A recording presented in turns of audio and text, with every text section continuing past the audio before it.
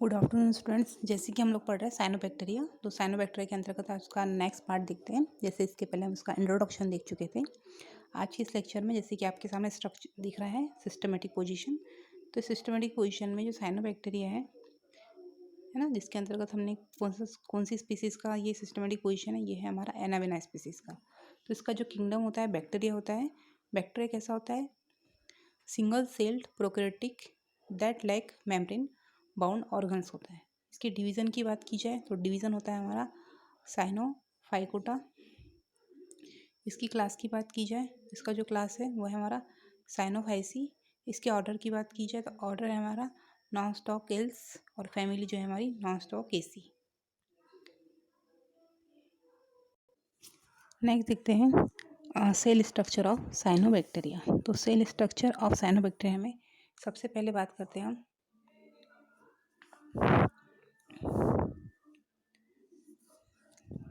इसकी sheath and cell wall की। जैसे आपको स्ट्रक्चर में दिख रहा है कि जो सबसे बाहर की ओर है ये इसकी सेल वॉल है। तो हम सेल वॉल के बारे में बात करते हैं। सबसे पहले साइनोबैक्टीरिया की सेल के चारों ओर एक जेलेटिनस आवरण पाया जाता है।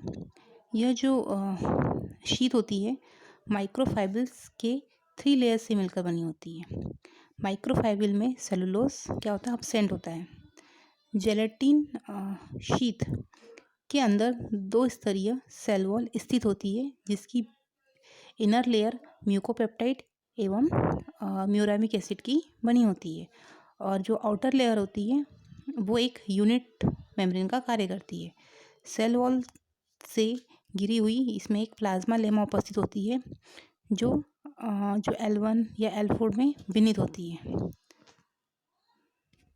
इस प्रकार जो सेल है उसमें सेल वॉल पाई जाती है, और जो पर्टिकुलर जो सेल वॉल है साइनोबैक्टीरिया में 8 अमीनो एसिड युक्त पेप्टाइड तथा alpha di amino pimelic acid and glucosamic acid की बनी होती है। नेक्स्ट है जो साइनोबैक्टीरिया का स्ट्रक्चर है। इस साइनोबैक्टीरिया के स्ट्रक्चर में यहाँ प्रेजेंट है हमारी म्यूसिलेजन शीथ, ये सेल वॉल है। सेल वॉल के अंदर क्या प्रेजेंट होती है? हमारी प्लाज्मा मेम्ब्रेन। ठीक है।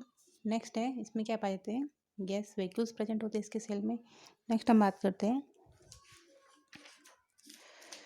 क्या है हमारा सेंट्रोप्लाज्मा। ये हमारा सेंट्रोप्लाज्मा। बात करते हैं सेंट्रोप्लाज्मा क्या होता है। सेंट्रोप्लाज्मा या सेंट्रल बॉडी जो सेंट्रल में उपस्थित होती है और कैसी होती है? रंगहीन जो पार्ट होता है उसे कहते हैं सेंट्रोप्लाज्मा। इसमें क्रोमेटिन ज़्यादा मात्रा में पाया जाता है। जो न्यूक्लियर मटेरियल किसी न्यूक्लियस या फिर न्यूक्लियर मेम्ब्रेन से घिरा नहीं होता या फिर न्यूक्लियस का अभाव होता है, तो ये ट्रिपिकल प्रोकैरियोटिक स्ट्रक्चर दर्शाते हैं। राइबोसोम जो होते हैं संपूर्ण प्रोटोप्लास्ट में बिखरे हुए रहते हैं। साइटोप्लाज्म जो हमारा सेंट्रोप्लाज्म में राइबोसोम्स कैसे होते हैं? अधिक मात्रा में पाए जाते हैं। इनमें सेंट्रल वैक्यूल्स का क्या होता है? अभाव होता है। इसके अलावा इसमें जैसे कि आप स्ट्रक्चर में देख रहे हो गैस वैक्यूल्स या फिर बुलबुले की फॉर्म में या फिर बबल्स के फॉर्म में इसमें गैस वैक्यूल्स पाए जाते हैं। अल्फा तथा बीटा ग्रेन्यूल्स भी कोशिकाओं में पाई जाती है। इसके अलावा इसमें पिगमेंट ग्रेन्यूल्स प्रेजेंट रहते हैं, थैलेकोइड मेम्ब्रेन्स पाई जाती है, प्रोटीन क्रिस्टल्स पाए जाते हैं एंड क्रोमोप्लाज्मा पाया जाता है। ये जो क्रोमोप्लाज्मा है अगर इसकी बात की जाए तो क्रोमोप्लाज्मा आउटर भाग होता है, जैसे कि आप देख रहे हो आउटर भाग होता है क्रोमोप्लाज्मा, जिसमें blue green pigments, chlorophyll, carotenoids, myxoxanthin, flavacin, phycocyanin and कुछ मात्रा में ऑयल ड्रॉप्स जैसे कि ग्लाइकोजन, प्रोटीन, साइनोफाइसिन ग्रेन्यूल्स क्या होते हैं? प्रेजेंट होते हैं। ये क्रोमोप्लाज्मा में क्लोरोफिल्स, कैरोटीनॉइड्स तथा फाइकोबिलिन्स जो ऑर्गेनाइज्ड यूनिट के रूप में प्रेजेंट होते हैं। स्पेशली ये जो जनरा है फोटोसिंथेसिस की जो यूनिट है इसमें 0.3 से 0.5 म्यू एम व्यास की टीनी ग्रेनुल के रूप में ये प्रेजेंट होते हैं। साइनोबैक्टीरिया में प्रेजेंट फोटोसिंथेटिक लेमिला यूकैरियोटिक कोशिकाओं की भांति इसमें क्या पाए जाते हैं? थैलेकोइड पाए जाते हैं।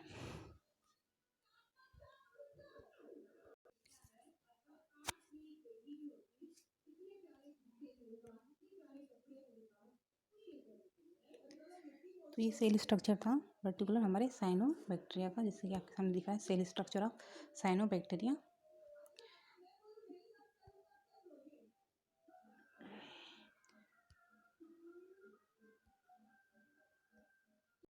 नेक्स्ट है हमारा रिप्रोडक्शन। ए सेक्सुअल रिप्रोडक्शन होता है पर्टिकुलर साइनोबैक्टीरिया में, तो हम इसके रिप्रोडक्शन की बात करते हैं। तो इसके रिप्रोडक्शन में सबसे पहले बात आता है इसका जो रिप्रोडक्शन होता है हार्मोगोनिया फॉर्मेशन। हार्मोगोनिया फॉर्मेशन के द्वारा क्या होता है इसमें रिप्रोडक्शन होता है। मीन्स साइनोबैक्टीरिया की कुछ ऐसी स्पीसीज होती है जिनके फिलामेंट के एपेक्स पर कुछ विशेष संरचना पाई जाती है जो थिक वॉल वाली स्पोर जैसी संरचना बनाती है। इन्हीं को हम क्या कहते हैं हार्मोगोनिया या फिर हेमिस्पोर कहते हैं। और यही हेमिस्पोर क्या करते हैं अंकुरन करके एक नए फिलामेंट का निर्माण करते हैं। और हम हार्मोगोनिया की बात करें मतलब हेमिस्पोर द्वारा भी इसमें ए सेक्सुअल रिप्रोडक्शन होता है। और जो हार्मोगोनिया है साइनोबैक्टीरिया के कुछ सदस्यों में फिलामेंटस के ट्राइकोम्स 2 से 3 अनेक कोशिकाओं के टुकड़ों में टूट जाते हैं। मतलब फिलामेंट जो है अनेक कोशिकाओं में टूट जाता है। यह प्रत्येक टुकड़ा हार्मोगोनियम कहलाता है। ट्राइकोक्रोम की कुछ कोशिकाएं मृत हो जाने पर या उनकी दोहरी मतलब डबल या फिर कॉन्केव जेलेटिन पदार्थ के सेपरेशन डिस्क बन जाने से भी हार्मोगोनिया का निर्माण होता है। जैसे कि इसका एग्जांपल है ऑस्टिलोटेरिया। जो हार्मोगोनियम द्वारा रिप्रोडक्शन होता है उसका एग्जांपल क्या है एस्कोगोनिया। और हमने अभी देखा था हर्मोस्पोर, सेम टू सेम वही कंडीशन है। फर्क इतना है कि इसके हर्मोस्पोर द्वारा जो रिप्रोडक्शन होता है जो फिलामेंट है उसके एपेक्स पर एक विशेष प्रकार की संरचना बनती है जिसको कहते हैं जिसमें से स्पोर का फॉर्मेशन होता है। इस पर पृथक होगा जर्मिनेशन करेगा और एक नए एल्गल फिलामेंट का निर्माण करेगा मतलब साइनोबैक्टीरिया का निर्माण करेगा। नेक्स्ट होता है हमारा एंडोस्पोर। साइनोबैक्टीरिया की कुछ सदस्य में वेजिटेटिव रिप्रोडक्शन कोशिकाओं का प्रोटोप्लाज्म अनेक बार विभाजित होकर क्या करता है छोटी छोटी संरचनाओं का निर्माण करता है जो एंडोस्पोर कहलाती है। एंडोस्पोर जर्मिनेशन करके एक नए प्लांट का या फिर नए एल्गल बॉडी का निर्माण करता है। तो इस प्रकार एंडोस्पोर द्वारा रिप्रोडक्शन होता है। नेक्स्ट है हमारा फ्रेगमेंटेशन। तो फ्रेगमेंटेशन में रिप्रोडक्शन कैसा होता है कि जो एल्गल फिलामेंट है वो कई भागों से टूट जाएगा जर्मिनेशन करेगा और एक नए फिलामेंट का निर्माण करेगा तो कहलाता है हमारा फ्रेगमेंटेशन। नेक्स्ट है हमारा एक्सोस्पोर। साइनोबैक्टीरिया की कुछ सदस्य में प्रोटोप्लाज्म की में बाहर की ओर स्पोर कटते हैं जो एक्सोस्पोर कहलाते हैं। तो इसका जो एग्जांपल है कीमोसिफोन। ठीक है, इसके अलावा जो इसके द्वारा एकाइनेट्स द्वारा भी सेक्सुअल रिप्रोडक्शन होता है। इसमें एकाइनेट्स का निर्माण वेजिटेटिव कोशिकाओं के भोजन संचय करके वृद्धि करने के फलस्वरूप होता है। जैसे आप देख सकते हो ये जो फिलामेंट है ये वृद्धि करके ऐसी फूल जाएगी। ठीक है, तो एकाइनेट्स हेटेरोसिस के पास या पूरे ट्राइकोम में बिखरे हुए रहते हैं और इस प्रकार जो एकाइनेट्स होते हैं एक नए एल्गल बॉडी का फॉर्मेशन करते हैं। इसके अलावा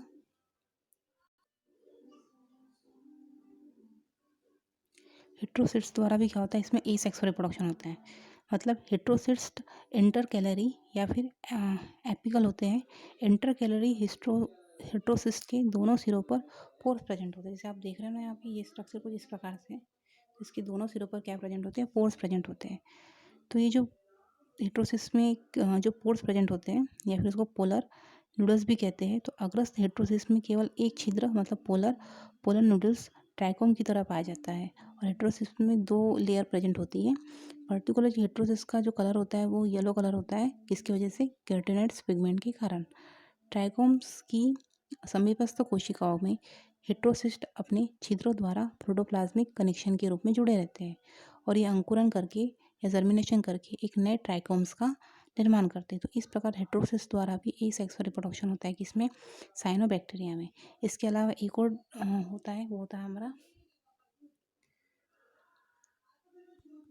सेल डिवीज़न। इस प्रकार के रिप्रोडक्शन में क्रोमेटिन मटेरियल सिकुड़कर 2 भागों में विभक्त हो जाता है और 2 कोशिकाएं बन जाती है। इसका जो एग्जांपल है हमारा कोक्राइल्स इसका एग्जांपल है। तो इस प्रकार ए सेक्सुअल रिप्रोडक्शन जो है सेल डिवीज़न द्वारा, हार्मोस्पोर द्वारा, हार्मोगोनिया द्वारा, एक्सोस्पोर द्वारा, एंडोस्पोर द्वारा, इसके अलावा नैनोस्पोर द्वारा, एकाइनेट्स द्वारा और हेटेरोसिस द्वारा इसका रिप्रोडक्शन होता है। इसकी इंपॉर्टेंस की बात की जाए तो जो साइनोबैक्टीरिया है इसका जो यूज़ है जो भूमि बंजर हो जाती है या ऊसर भूमि को कृषि योग्य बनाने के लिए साइनोबैक्टीरिया का यूज़ किया जाता है। इसके अलावा जल प्रदूषण को भी साइनोबैक्टीरिया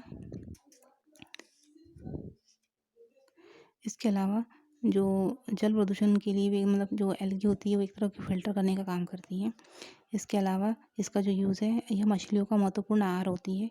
करीब 50 से अधिक हर्बी हर्बीवरस मछलियाँ इसे भोजन के रूप में क्या करती है, ग्रहण करती है और नाइट्रोजन फिक्सेशन में भी क्या करती है, सहायक करती है। और जो साइनोबैक्टीरिया होता है उसे ऐसे बायो फर्टिलाइज़र के रूप में यूज़ किया जाता है। उसके कई ऐसे बायो फर्टिलाइज़र बनाए जाते हैं जिससे सॉइल की फर्टिलिटी को क्या किया जाता है, इंक्रीज़ किया जाता है।